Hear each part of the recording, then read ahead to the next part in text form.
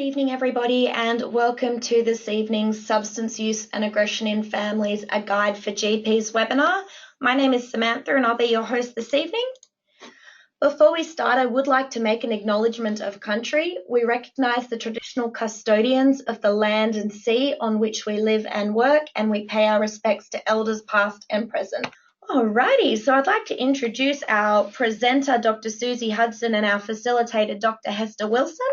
Susie is an accredited mental health social worker and has over 20 years clinical experience in the fields of substance misuse, mental health, forensics, research, and evaluation. Susie has worked, developed, and managed community-based and residential alcohol and drug services, both in Australia and overseas, with a focus on methamphetamines. Currently the clinical director at the Network of Alcohol and Drug Agencies, Susie has worked on resources to improve AOD treatment for women and their children, client data collection, evaluation, and performance management. In addition, she provides private consultancy training workshops designed to enhance the capacity of the AOD treatment sector and maintains a private counselling clinical supervision practice. Susie has a PhD in public health and community medicine and a passion for engaging with social change. So welcome, Susie. Thank you, Sammy. And our facilitator this evening, Dr. Hester Wilson. Hester has a master's degree in mental health and 25 years experience working in the primary healthcare setting. Hester is also a staff specialist in addiction at Sydney's Langton Centre Drug and Alcohol Clinic and has facilitated training for doctors and other healthcare workers since 2001. So welcome, Hester. All righty, and we will hand over to Thank you so much. No problem, and I'll hand over to you now, Hester, to take us through the learning outcomes. Then we'll hand over to Susie, who is going to start us off with some polls this evening. Beautiful. Thank you so much, and thank you to everybody for attending. At the moment, we've got 73 people who are attending, and the numbers are climbing. So just really wanted to go quickly through the learning outcomes. So this really is around being aware of the nature and extent of alcohol and other drug use within families. And Susie will tell us a little bit about, what we mean by problematic. Discussing the issues in families around drug and alcohol issues using sensitive, non-judgmental, non-stigmatizing or discriminating language, explaining to patients affected by a loved one's drug and alcohol uses what you can do as a GP to support them, and referral pathways for patients and their families who are affected by drug and alcohol use. So that takes us through to... So handing over, yeah. Excellent. Thanks so much, Hester and Sammy. So we thought it would be really useful to sort of set the scene and think about some of the things that perhaps have been coming up for you all in your practice, and really to think about what are some of the things that have come up, particularly when a patient of yours has disclosed their concerns about the alcohol and other drug use of a loved one. And we've got a couple of options there on the slide, and what we're hoping you'll do is have a look through those options, and then we'll give you an opportunity to select one of those, or if you like, more than one of those if you have experienced that, and let us know what your experience has been. We know that these are quite common responses from different people in the field, and really about your concerns. So are you worried about not knowing the best referral options in terms of alcohol and other drugs? Whether you're not sure about that you've got enough knowledge around alcohol and other drug use? Perhaps you're not sure how you can best support your patient, or what support services are actually available for alcohol and other drug use. Perhaps you don't know how to keep your patient's own health in mind as well as their loved ones, and how you make that balance, or whether or not you're concerned about being not quite sure what your role or responsibility is in the situation. So if you'd like to take some time now to select one or multiple of those, that would be great. So you can see there that the majority of people, 58%, answered C. And so that's really about not being sure how you can best support your patient, or what perhaps the sort of alcohol and other drug support services are that might be available. So another poll we wanted to put to you is really to think about what are some of the challenges when supporting families around alcohol and other drug use issues. And we've got a few options there. The first is A, I'm not sure how to respond to all the distress that might be there. B, you're not sure how to tell patients that actually there's no quick fix, and it could take time and many attempts for their loved one in terms of that treatment outcomes. That C, you're not sure that you know what to do with all the feelings of hopelessness or despair that might be communicated to you by the family member. D, that you're not sure how to respond to their worry that their loved one might die or be injured. Or E, you're not sure how to respond when my patient asks, why is this happening to me? So a couple of close ones on that. We have 22% at C, 24 at B. Yeah, they do look quite close, don't they, Sammy? So it's really, I suppose, a broad experience of not, and a lot of those themes are quite similar, really, about how do I do the best and support the patient that I'm working with the best that I possibly can. And it's extremely understandable. Awesome. Alrighty, well, why don't we now move on? Yeah. Okay. So I suppose a lot of the things that you've identified there in your own practice are indeed some of the concerns that a lot of practitioners have in this space. And now I wanted to sort of take you through some of the responses that have actually come through from parents, from adult children and sometimes younger children of someone they're concerned about in terms of their alcohol and other drug use. And as part of a project that was commissioned by the New South Wales Ministry of Health, there were quite a lot of interviews done, both with clinicians and also with families and other significant others, people concerned about others' drug use. And these were some of the themes that came through. There was a lot around embarrassment and that real experience of shame, which tells us a lot about the ways in which we might want to be thinking that we need to respond to people coming through our doors. That they are fearful, that they do find it very challenging, and that idea of feeling a bit helpless and unsafe really involved in the unknown, and I suppose too stuck with not knowing what the answers are. And that can be just as tricky for the person who's concerned about someone else's drug use as well as the people that are trying to support them. These are some of the themes that have come out through an organisation called Family Drug Support. I'll talk to you a little bit more about them as we go along in terms of a great support system. But ostensibly, Family Drug Support came about as a result of a very incredible man, Tony Trimmingham, and his experience with his own son of different types of drug use, but mainly heroin use. And his son eventually did die of the use of heroin, and he really felt like there was nothing out there for families who are concerned about another's drug use. And as a result, he formed Family Drug Support, which brings together other family members who themselves are experiencing concerns over someone else's substance use, and they provide support to others via a 24-hour phone line.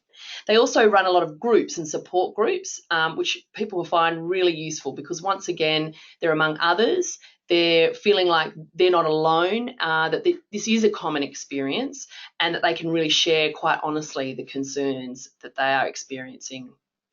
Some of the themes that are useful to take note of when you're thinking about your role is a lot of that experience of shame. So that sort of flopping between being extremely concerned that their loved one or their child or partner may die, but also that they're really not knowing how this has come about. Why is it that it's happening to them?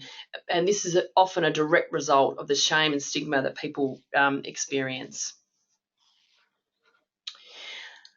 And why we sort of talk about that is what we unfortunately know, particularly in Australia, is in spite of the fact that alcohol and other drug use is common across the country, whether that indeed be problematic or be more on the recreational side, that there have been pockets of information that have really not necessarily served us well in terms of providing factual information without that distress and associated stigma. I want to play you now some audio from a methamphetamine campaign that came out in 2007, and just to really tune into some of the messages that are coming through there and perhaps what you feel like might be missing in this advertisement.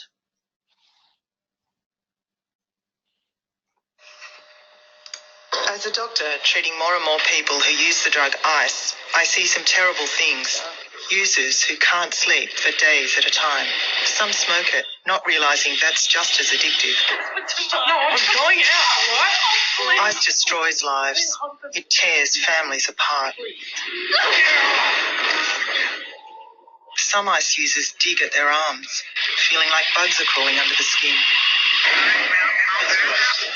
And then there's the psychotic episodes. It's frightening that addiction can happen in such a short time. Don't let ice destroy you. Authorised by the Australian Government, Canberra.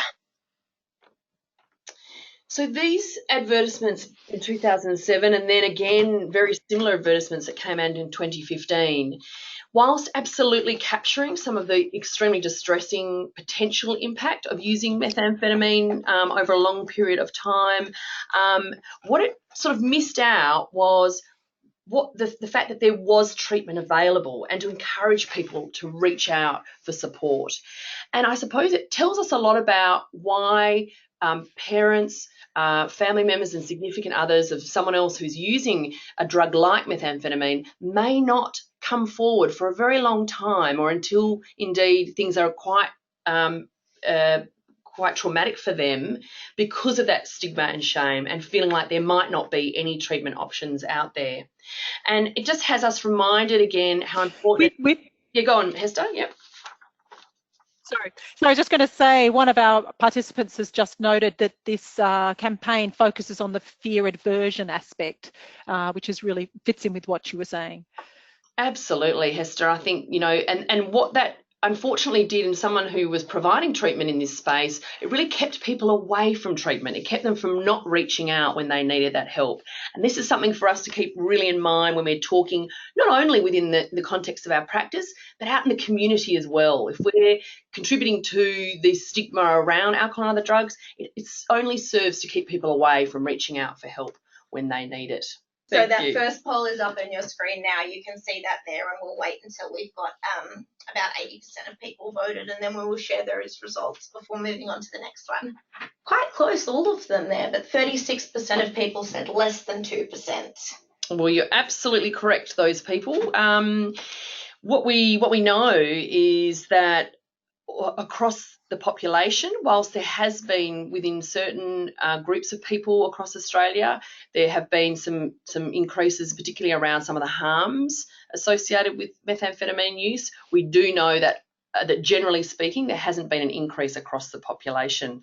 That doesn't say and doesn't detract from the distress that people experience that may be engaged in using methamphetamine on an ongoing basis. But I think it tells us a little bit about how we can be getting lots of messages around alcohol and drug use and particular drugs that may not necessarily be borne out in the community.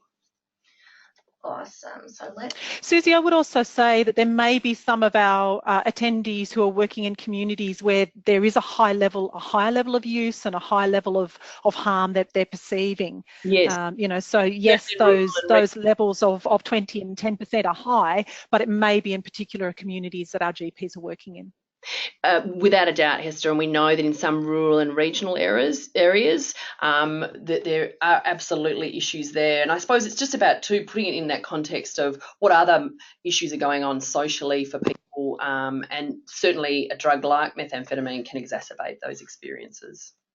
Great. So we've put up another poll for you now as well, which people are already clicking away. So we'll give you another 10 seconds or so before we share the responses for this one.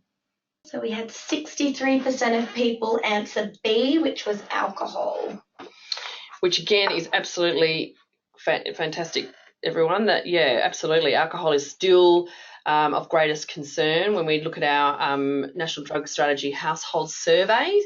And we know that unfortunately, because of the levels of use across the country, we know that there's more of an increase in possibility of harm. And I suppose too, it tells us a lot about some of the messaging around where we see some of the greatest concern. Of interest is quite recently results have come out to really indicate that it's actually in the older generations, so the 30s above, that there have been slight increases in terms of alcohol, problematic alcohol, and in some cases other types of drugs use. Whereas in the younger people, in our younger population, whilst there can be a perception that lots of young people are using alcohol and other drugs in problematic ways, that's not necessarily borne out by the research. Having said that, as you quite rightly pointed out, Hester, in some areas, obviously there can be quite a lot of concerning use going on. But what it does tell us is that it's useful to really start asking all of our patients about their alcohol and other drug health, so that we don't necessarily stereotype one population or another, that we do ask people about their alcohol and other drug use and think about what is it that might be useful to them in terms of support if indeed their use was to increase or become problematic. Which brings us to really thinking about why people do use alcohol and other drugs. And I think it's important for us to put it in its context that people often start out using alcohol and other drugs because they would like to relax and have fun. They see it as being something that's socially acceptable or part of being part of a group. And then there's different types of use that we know that some drugs indeed assist people in terms of avoiding physical and or psychological pain. Now, they may start off utilising those substances in ways that are helpful to alleviate those concerns, and they may well escalate into problematic use. We also know that for some people, it's about coping with other things that are going on in their lives, whether that's stress, whether that's boredom, whether that's a traumatic experience that they may have had. But I suppose too, it's also important for people to understand that there are harms associated with the use of alcohol and other drugs, not least because some of them are illegal, but also that what we know about the body, and you would all know better than I, that it's not that it's common for people who are using any alcohol or drug to, if they're using it on a common or regular basis, that it could lead to dependence. So we'd like to turn now to a case study. Hester, would you like to take us through the case study? Yes, thank you. So this is based loosely on a family that I was seeing in my practice. So the two parents come in and say they're worried about the 15-year-old daughter. She's always worked hard, done well in school, but recently she's really quite bad-tempered and grumpy, doesn't want to do her homework, is slamming doors and is keen to go out to parties, but her parents are just really worried about her safety. And her mum says, you know, you hear all about the terrible things that can happen, the drinking, kids using drugs. We don't want her to be harmed, and wonder what we can do to keep her safe. So my first question to everybody is this a kind of situation that you guys see? If you just want to put your answer in the chat box there, we'll just wait for those to come through. And then thinking about how you would respond. Yes, we're getting. Sometimes, yes. Wish more parents were proactive like that. Yeah. And somebody else saying that people are not presenting so early. Other people are so, there's a variation there. And how would you respond? Invite them for an educational talk. Listen, talk about open communication and education. Encourage them to book an appointment with their daughter to talk separately together, get more information. Refer them to an appropriate website. Excellent. We'll have some more information about that later on. Take a thorough history. Ask the daughter to come in. Need to see the daughter first. Listen actively and empathetically. Invite a consultation with the daughter and family. Family drug support. Yeah, that's great. Doing it. Beautiful. That's excellent.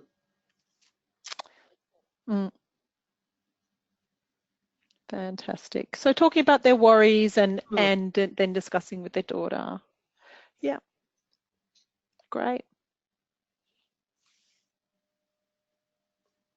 Awesome. Some great responses. Thanks so much. Yeah, thanks so much, everybody. That's really fantastic to see that you really want to find out more. You're open to thinking about the communication, getting more information, and maybe providing some to them. So we do know that there are multiple and different complexity around harms from substance use.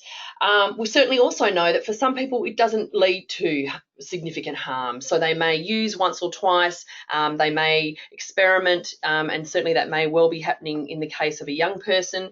But we do know that largely some of the major concerns and issues is via intoxication, and that's where accidents and injuries and potential for violence can occur, and overdose, and sometimes perhaps some impact on work.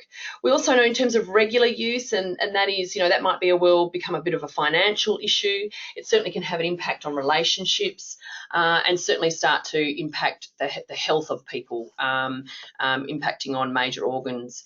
And then in a smaller group, there is the experience of dependence, and that's obviously where we start to get lots of the potential for aggression, perhaps, that real preoccupation with getting hold of the substance, and indeed, where in some cases, in the absence of that drug, they will indeed be feeling very unwell, and be potentially very distressed. And so we're really starting to think about this picture of harm from substance use, but I suppose it also tells us that it's useful to think about where the patient is that's being explored in your practice, and where they might fit in relation to that. And so what we're hoping that one of the sort of main key strategies that you'll take away from today is really some of the themes that you've already raised here. And that is absolutely to spend some good time validating the experience of the person in front of you. So really, I suppose, where you can and where it's possible, providing some space for hearing those concerns.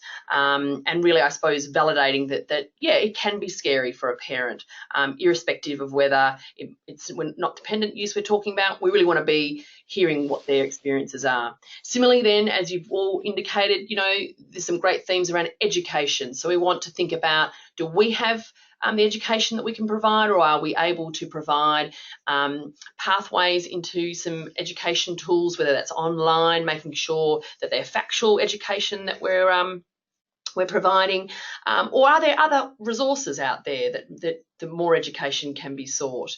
And then I suppose that facilitation. So how, given that we may not be in a position to provide ongoing support in this regard, where might we go? So how can that person who's in front of us get the support that they need in order to really stick in there with their loved one? Because what we do know too is that as professionals, we actually have a very small piece of the situation, and that people are out there in the community and they're needing to find supports where they are.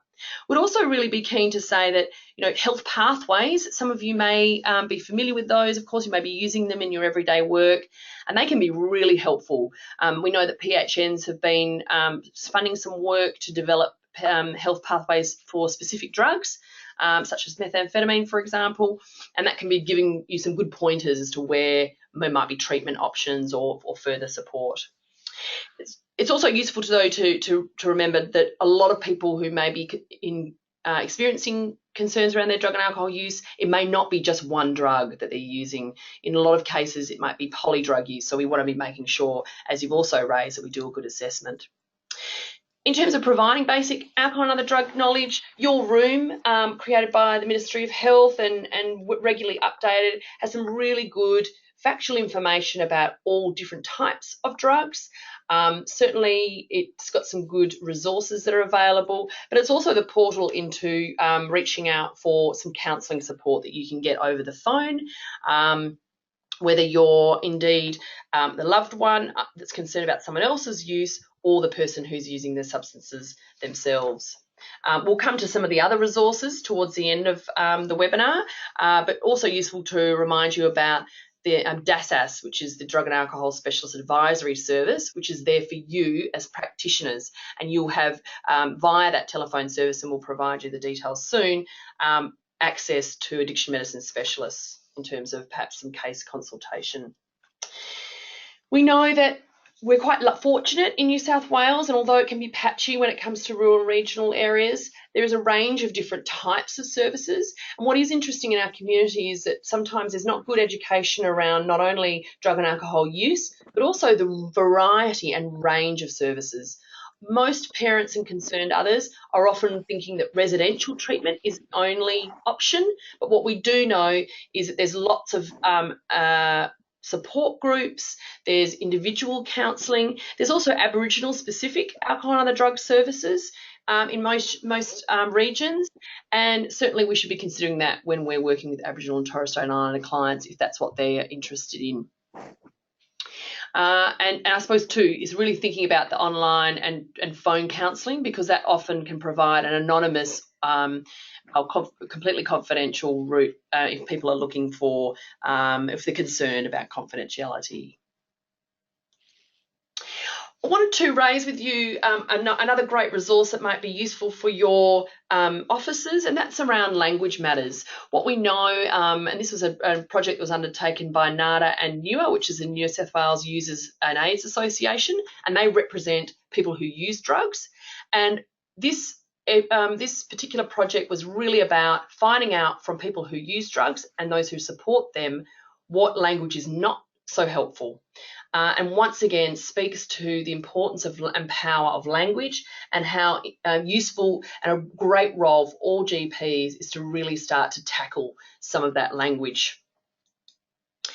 We know that Family Drug Support has also really endorsed this resource and really has a very strident and strong, and Tony in particular talks very stridently about the importance of dropping labels, to really stepping back from unhelpful words and concepts such as hitting rock bottom, for example.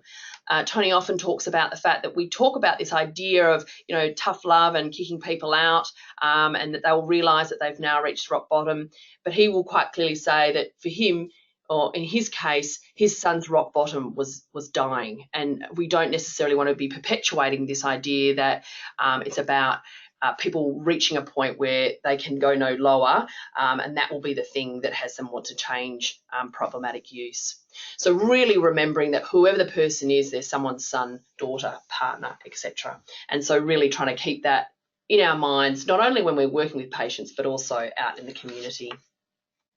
I think also we're moving just more generally in medicine, you know, with these days we're suggesting, rather than saying the diabetic, the person with diabetes, the hypertensive, the person with hypertension. So it's part of a person-centered language that we're really wanting to adopt in all parts of the way we speak about people's experience of their health, because their health and their illnesses are only part of who they are. That's so true, Hester, and I think, you know, even parents and family members can get a bit sucked into that too, and they forget that the person, you know, their loved one is still their loved one. You know, they're still there, and the substance use is one part of a whole person. And what we know, and what certainly has come out of even some of the loved ones through who've been supported by their parents and significant others, they said the one thing that they really kept them going was even though boundaries were being put in place, that their family and significant others were still there for them, and that was really helpful. We want to keep them in the process of support. I want to turn now to talk a little bit about the relationship between alcohol and other drugs and aggression. Sometimes the most important thing, I suppose, in talking to this area is to ensure that we don't conflate or bring together that substance use equals violence. What we do know, however, is that where indeed domestic and family violence is occurring, or any violence in a relationship, that alcohol and drug use can exacerbate that experience. And I think that's a really different, important distinction to make. And certainly that we know that with family and domestic violence and intimate partner violence in particular, it has a lot more to do with power, and certainly what we would be encouraging GPs to do is to use the White Book, which you may be familiar with, and certainly reaching out for other information and support via specialist family and domestic violence services, if indeed that is the issue. But the other, I just focus. Sorry, the White Book, just in case people don't know, it is available on the RACGP website, and it's put together by a special interest group led by Libby Hindmarsh. It's an excellent, very easy read, and has got a lot of information there that can help all of us in general practice feel more confident around how to approach this. That's great. Because the other thing I think too is for people to understand is that frequently what we do see is that people experiencing or at the other end of that violence, so which is often women, they may well be using alcohol and other drugs to cope, to actually be able to stick in with the family, to protect their children, etc. So I suppose it's really starting to take note, or to be curious about what role is it that the alcohol and drug use plays in this person's life, and stepping back from that judgment. But certainly really is about, if you are concerned, it's really about asking those questions and being open to hearing what those responses are. We know that those who have been aggressive or violent in the past, obviously the alcohol and drug use can exacerbate that.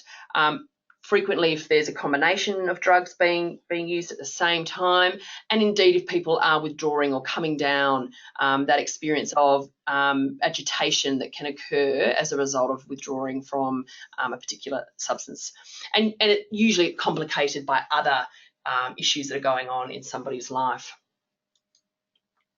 And this brings us to another case study. Yes, thank you. So Judy's a woman in her mid-20s who you know very well in your practice, and she's come to talk about her father. She says he always drank heavily when she was a kid, and in fact she moved out of home at age 17 to get away from the situation at home.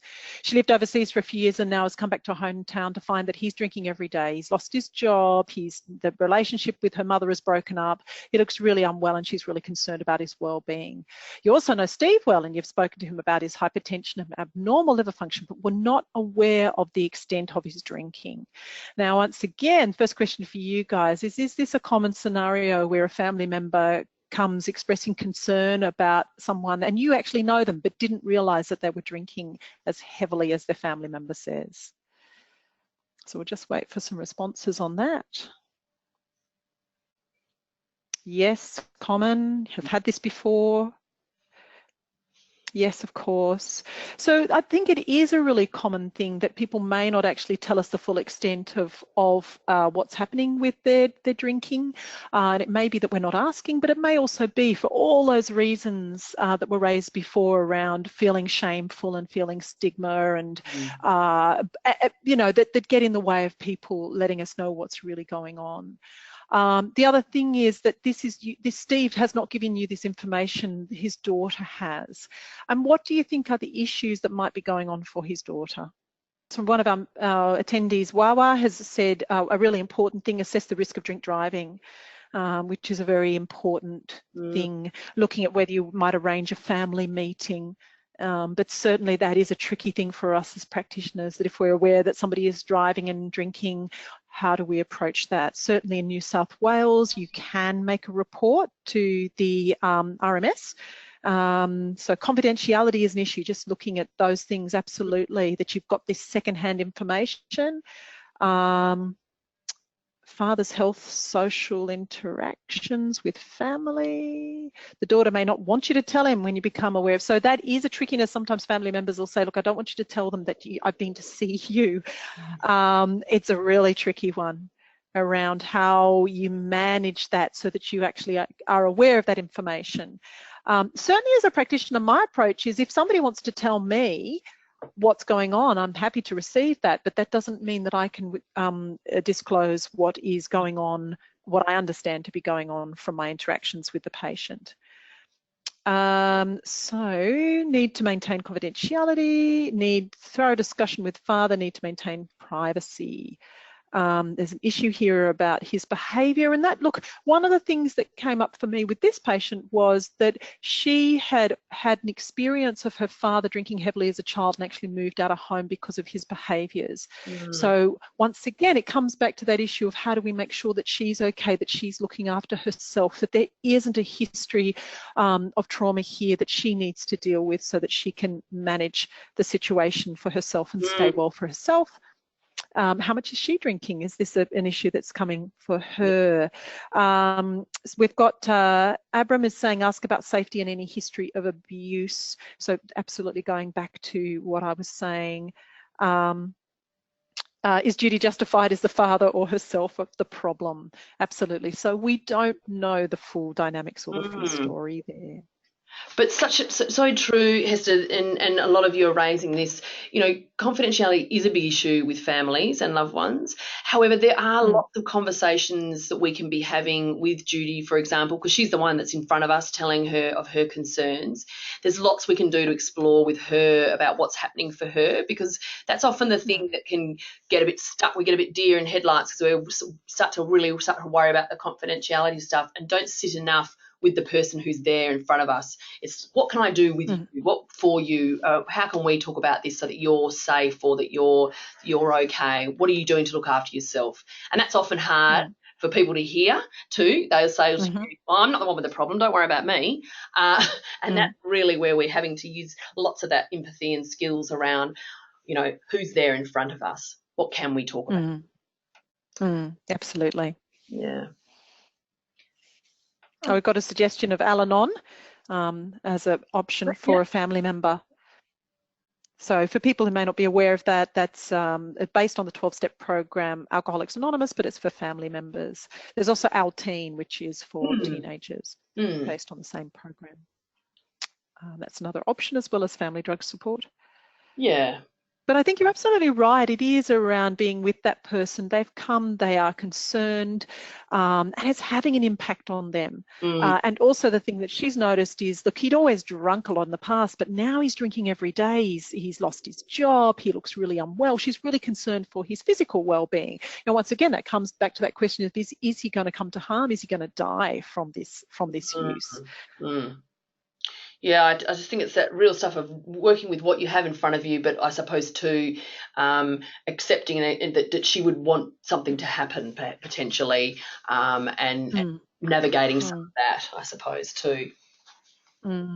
And that can be really difficult for family members who want something done, want their family member fixed. Yes. And to understand that this is a chronic issue that takes time, that is not always easy to fix, and it's around an ongoing conversation with Steve as well, and looking at referral options to help him if and when he's ready. Yeah, absolutely.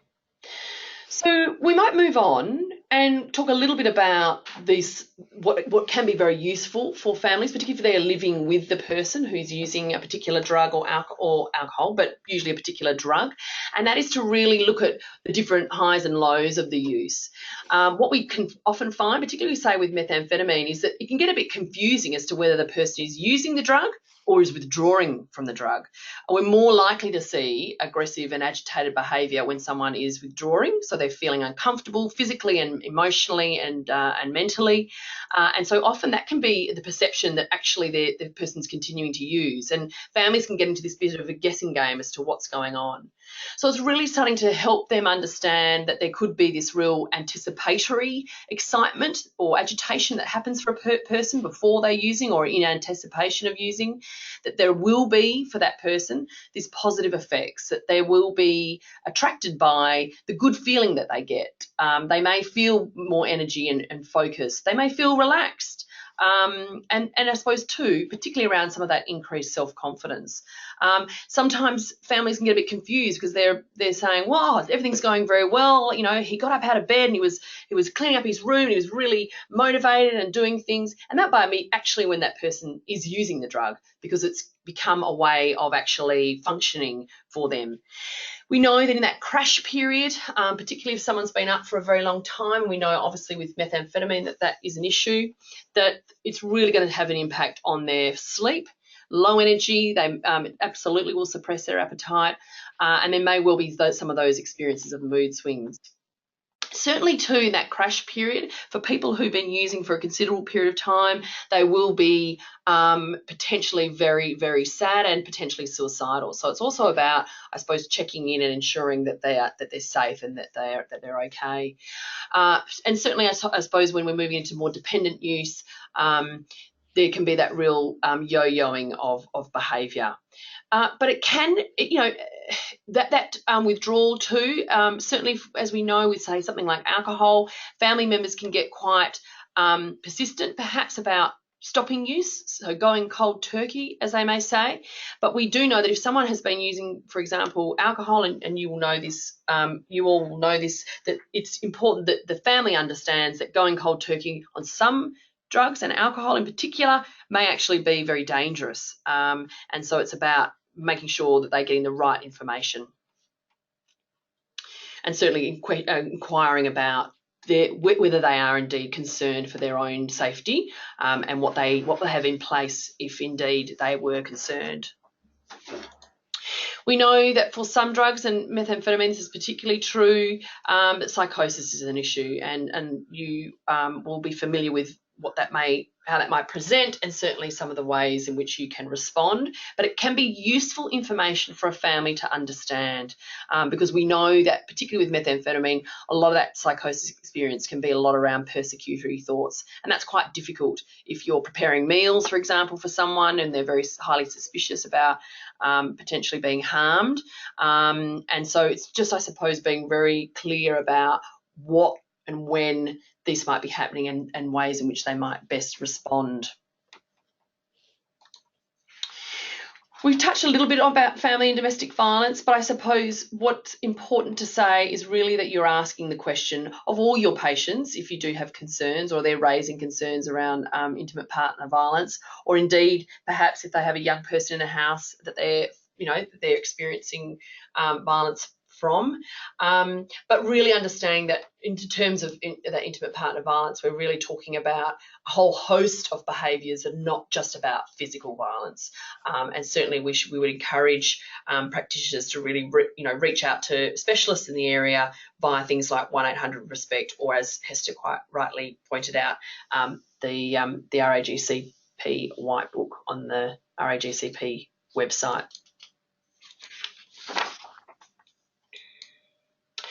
So really it's about asking about whether people are safe at home, and really, I suppose, too, asking questions about their own safety, but also that of their children.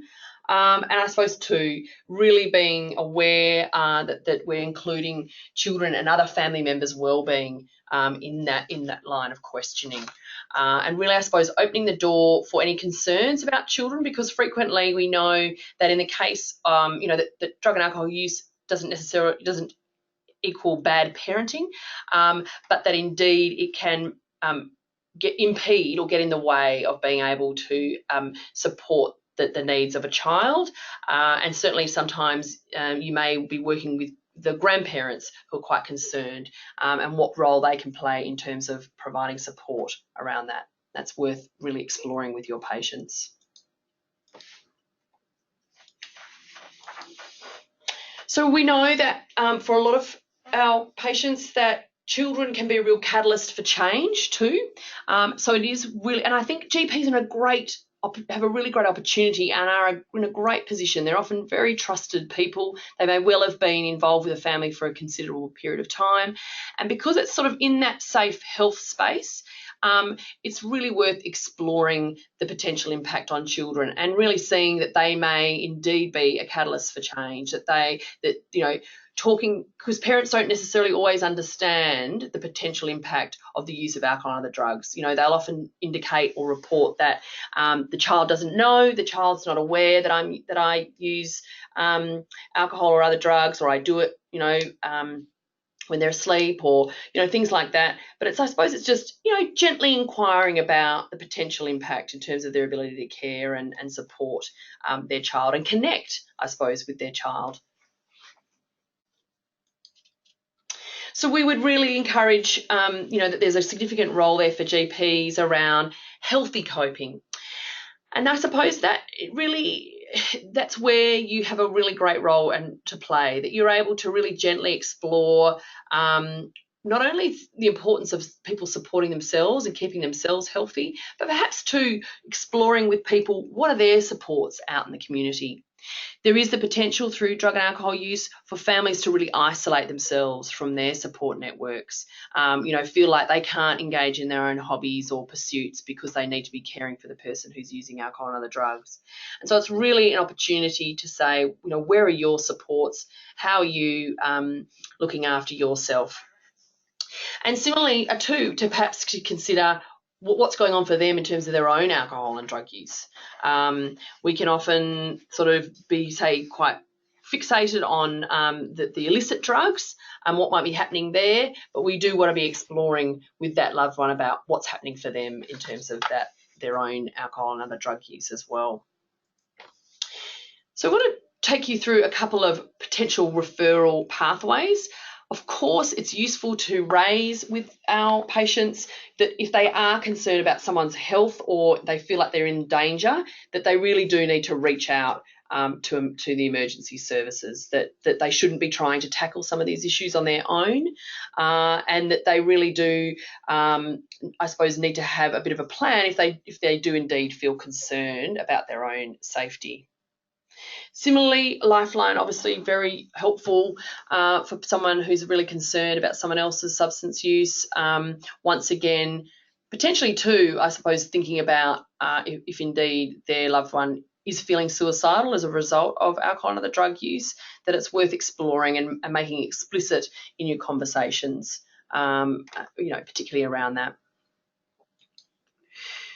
We also know that there's a really great wealth of good factual information, and we've mentioned ADDIS, which is the Alcohol and Drug Information Service, but that is really helpful not only in respect to getting some telephone 24-hour counselling, but also really to, I suppose, explore what treatment options are out there. And that line often gets calls from concerned others, and sometimes just, I suppose, hearing the various options that might be available to them in their area can be quite reassuring, and I suppose just start the conversation about the supports that they may or may not have in place.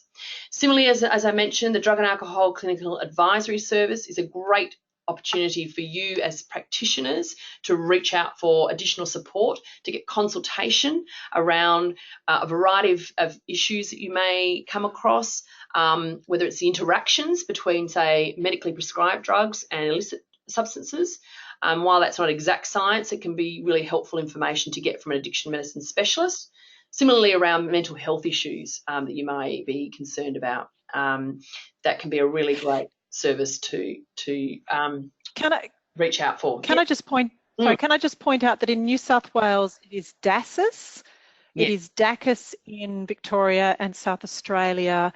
I'm not sure about the other states, but they do have similar state-based organisations. They're 24-hour service. You call up, you actually have a conversation with a very experienced intake worker who may in fact be able to answer your questions. Mm-hmm. If they can't, they will get one of the on-call drug and alcohol specialists to call you back. Now, they may not be in your area. It may be that you're calling from Murrumbidgee and you get a drug and alcohol specialist who's working in Lismore.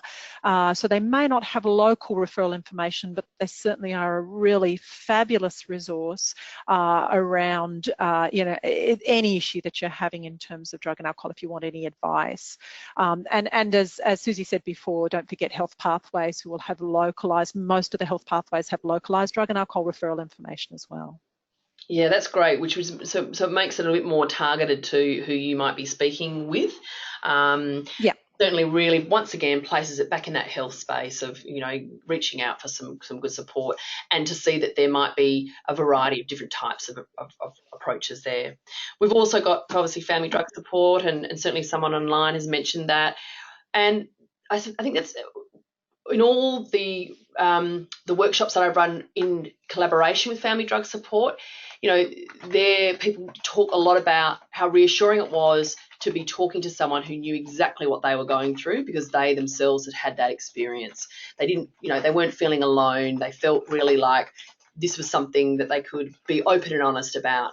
And that once again, the people who are on that line, they are trained, but they're not providing advice. They're really listening to that person's experience, what it is that they're doing, because we know that sometimes that, giving advice can really get us into some hot water, in terms of knowing how each different family works. I just want to raise something that one of our attendees noted about asking about registered and unregistered firearms. He had the experience of being called to a house call where the wife was sitting with the husband's .22 rifle pointed at him, and while he'd bashed her while she was drunk. So, I mean, I think it is a very important issue. It's pretty stressful and dangerous as a practitioner to be going into that setting. So really doing a safety assessment of your own safety. Certainly it's as we said before, the drugs and alcohol do not cause the violence, but they can exacerbate it. And that sounds like that was a really potentially very dangerous situation to be walking into. Absolutely. What would be your advice about firearms? I would certainly be asking in terms of before going out. I don't think it's if you're going out to support someone, and particularly in that health space, I think it's worth asking the questions if you do have, or you do suspect, or you do have concerns about it. I think it's a real concern, and I certainly think that people would understand about the potential harms that could come from that, particularly for you as a practitioner. So, I certainly think that it would be worth asking the question if indeed you think that's a possibility. And seeking police support. Oh, absolutely, yes, absolutely, yeah. And I think that goes too for families is that idea that we don't all have the answers, whether we're a professional or a family member, and so if we are in any way concerned about safety, that we do need to reach out for those who are best placed to respond. And I think it's worth encouraging family members too, that sometimes we know our families well and that we should really step into that confidence. But if we are concerned about our own physical safety, that we do need to elicit the help of others to support. And speaking about other types of support, it's worth also indicating and I suppose reminding ourselves about the importance of cultural sensitivities. The Drug and Alcohol Multicultural Education Centre, DAMEC, they work specifically with people from culturally and linguistically diverse families and people who are using alcohol and other drugs. And they're a really great place just to consult with too. If you're in a particular area where there's a cultural group there and you're trying to, provide support, it's useful to understand and really ask, be that curious inquirer about what role culture plays for them, and I suppose too what impact that might have in terms of alcohol and drug use or problematic alcohol and drug use. We know that there can be other elements of stigma experienced by people from different cultures if indeed alcohol and drug use is not part of their usual experience. And so it is worth, if you want to know more, or it's worth reaching out to different cultural groups and getting some understanding of that, or at the very least just being that curious inquirer about what role culture might play. Similarly, as mentioned before, there are lots of fantastic Aboriginal community controlled services across New South Wales, and they can really be a good support to Aboriginal people. And not only that, perhaps indeed, an Aboriginal person prefers to come and see yourself as the GP. But are there things that you can learn from Aboriginal community controlled organisations about best ways to support an Aboriginal family? And certainly in the work that I've done around the place, it's really just about that consultation. It's not feeling like you need to have all the answers, but it's certainly making the links to people that know their people best. We are getting close to the end of our time. I just wanted to send a call out to anybody that wants to ask any questions to type them in now, and we can have a look at whether there are some that we want to address before we finish up. I just know it takes a bit of time to type them in. Thanks, Hester. No, that's great. I won't labour too much. I just here are some support services that are particularly around sexual assault and trauma. We know alcohol and drug use can play a role in sex and sexual intimacy, and so it's worth also perhaps exploring that with your patients in terms of their sexual health. That's certainly a useful thing.